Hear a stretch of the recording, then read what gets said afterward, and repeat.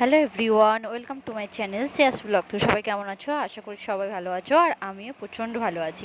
আজকে হচ্ছে রবিবার, আমি সকাল সকাল উঠে পড়েছি। প্রতিদিন সকাল সকালই উঠি, আর আজকেও তাড়াতাড়ি উঠে পড়েছি। উঠে আমার যা যা কাজ থাকে সকালে বাসি কাপড় ছেড়ে ঘর মোছা, ঘর ঝাড় দেওয়া, কাচাকুচি সব কমপ্লিট করে নিয়ে একদম রান্নাঘরে চলে গেছিলাম। কারণ আজকে আসবে আমার দিদি, আমার বর দিদি। তো দিদি এখানে থাকে না, ও কলকাতায় থাকে। এবার পাঁচ পাঁচ পাঁচ বছর না 6 বছর পরও বাপের বাড়িতে আসছে আর কি।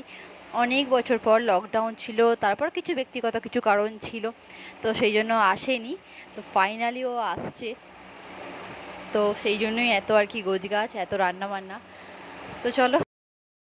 তো সকাল সকাল উঠে সব কাজকর্ম সেরে আমার চানও কমপ্লিট হয়ে গেছে। এই যে আজকে শ্যাম্পু করেছি, চুলটা পুরো ভিজে।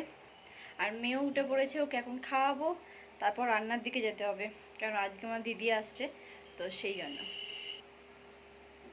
তো চলো তাড়াতাড়ি খাবারটা করে মেয়েকে খাইয়ে দিই। আর বলতে বলতে দেখো এখানে মেয়ে উঠে পড়েছে, তারপর ওকে খাওয়াতেও বসে গেছিলাম। এত কাঁদছে, এত কাঁদছে, বাপরে!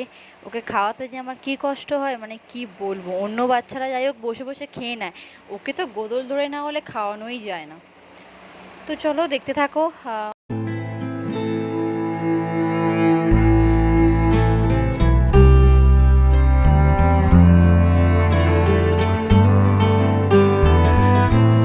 আজকে বিছানা তুলতে তুলতে প্রায় আমার 10টা বেজে গেছে। মেয়ে ঘুম থেকে উঠলো, তারপর রাজীব শুয়েছিল, ও ঘুম থেকে উঠলো, তারপর আমি বিছানা তুলে বিছানা ঝেড়ে গোছ করলাম।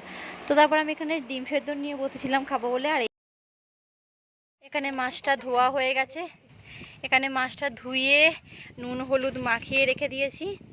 আর এখানে আমার আদা রসুন বাটা হয়ে গেছে, আর এখানে হচ্ছে ভাত হয়েছে, আমি চাটনি হবে বলে। আর এখানে হাঁড়িতে চচ্চড়ি সব কোটা রয়েছে, এই যে চচ্চড়ি হবে মাছের মাথা দিয়ে।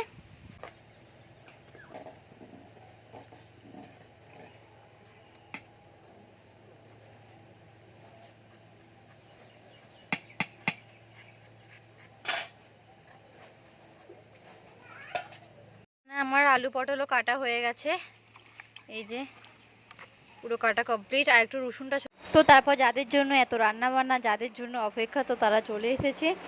আর ওদের জন্য এই যে গ্লুকন্ডি শরবত করছিলাম একটু। আর বাইরে এত গরম, মানে রবিবার থেকে বৃষ্টি হওয়ার কথা, কিন্তু বৃষ্টির কোনো নামই নেই, এত গরম, বাপরে! তো তারপর এই যে দিদিদেরকে একটু মিষ্টি দিচ্ছিলাম, ওরা তো মিষ্টি খেলোই না, অল্প খেয়েছে। এত ওরা পান্তুয়া ভালোবাসতো, মানে দুটো দিদি আমার খুব পান্তুয়া ভালোবাসে। তো আমি তো সব মিষ্টিই ভালোবাসি, আমার কোনো মিষ্টির বিচার নেই। হ্যাঁ, শুধু সীতাভোগটা আমি একটু খাই না, কেমন একটা লাগে, কিন্তু বাদবাকি সব মিষ্টি আমার প্রচণ্ড ভালো লাগে। আর এই যে তো তারপর দিদিরা মেয়ের জন্য ক্যাডবেরি এনেছিল, ফ্রুটি এনেছিল, মিষ্টি এনেছিল, অনেক কিছু এনেছিল। আর আর এখানে রান্না তো চলছে, এখানে মাছের ঝাল হচ্ছে, তো তারপর ফুলকপি আলুর তরকারি হবে, আর লাস্টে শেষে মাংসটা হচ্ছে আমি করব, মানে আমি করছি আর কি। আমার দিদির সাথে গল্প করতে করতে আর কি মাংসটা করছিলাম। তো চলো দেখতে থাকো ভিডিওটা। আজকের ভিডিওটা অনেকটা ছোট হয়ে গেল, কিন্তু শ্যুট করেছিলাম, অনেক কিছুই শ্যুট করেছিলাম একটু একটু করে, কিন্তু অনেকটা ছোট ভিডিও হয়ে গেছে। এখন রান্না বান্না চলছে, এখন বাজে মনে হয় 11:30 মতো বাজে, এখনও 2-3টে পদ মনে হয় এখনও বাকি আছে। তো চলো এখন মেয়েকে ওখানে চান করাবো, তারপর রান্নাগুলো সব হয়ে গেলে তারপর তোমার সাথে আবার শেয়ার করে দেবো কী কী রান্না হয়েছে। তো চলো দেখতে থাকো। তো এখানে আমি খুব সুন্দর করে সাজিয়ে নিয়েছি, আর দিদি প্রথমবার এলে একটু সাজিয়ে গুছিয়ে দেবো না, তো আমার সব প্লেটগুলো বাটিগুলো বার করেছিলাম, এই যে এইভাবে ঠিক সাজিয়েছি। আর এখানে রান্না হয়েছে মাছের ঝাল, চাটনি, ফুলকপি আলুর তরকারি, মাছের মাথা দিয়ে চচ্চড়ি আর মাংস। হ্যাঁ, তার সাথে কিন্তু আলু ভাজাও ছিল, বলতে ভুলে গেছি। আর তারপর একটু ঠান্ডা খাচ্ছিলাম আর কি, খাওয়া দাওয়া হয়ে গেছে, আমার বাসন মজাও হয়ে গেছে। আর এখানে তিন বোন মিলে বসে বসে গল্প করতে করতে আর কি খাচ্ছিলাম।